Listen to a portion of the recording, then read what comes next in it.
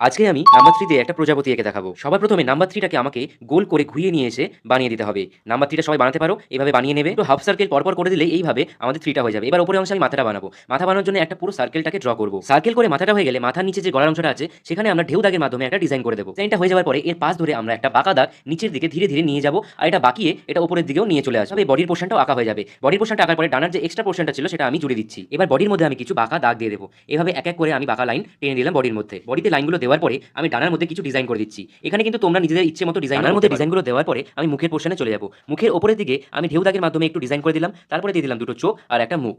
এবার আমি পেছনে ডানা দেখানোর জন্য আমি সামনের ডানার পিছন থেকে একটা কার্ভ লাইন পেছনে জুড়ে দেব। তারপরে আমি মাথার মধ্যে দুটো অ্যান্টেনা এভাবে ঘুরিয়ে ঘুরিয়ে দিয়ে দেবো। অ্যান্টেনাগুলো আঁকা হয়ে গেলে আমি বডির মধ্যে ভি এর মতো করে পা এঁকে নেব। এখানে আমার ড্রয়িং এর পার্টটা সম্পূর্ণ হলো। এবার আমি কালার করে নেব। এখানে ডানার মধ্যে অরেঞ্জ, ডিপ ইয়েলো আর মিডিয়াম ইয়েলো কালারটা পরপর মিক্স করে দিয়েছি। আর মাথা থেকে বডির পোর্শনটা আমি পিঙ্ক, পিচ, ইয়েলো আর ব্রাউন সিয়ানা কালারটা পরপর আমি সিঙ্গেল কালার দিয়ে করে। ডানার মধ্যে যে ডিজাইনগুলো ছিল সেগুলো আমি স্কাই ব্লু দিয়ে ভরে দিয়েছি। ভিডিওটা ভালো লাগলে একটা লাইক করে দিও।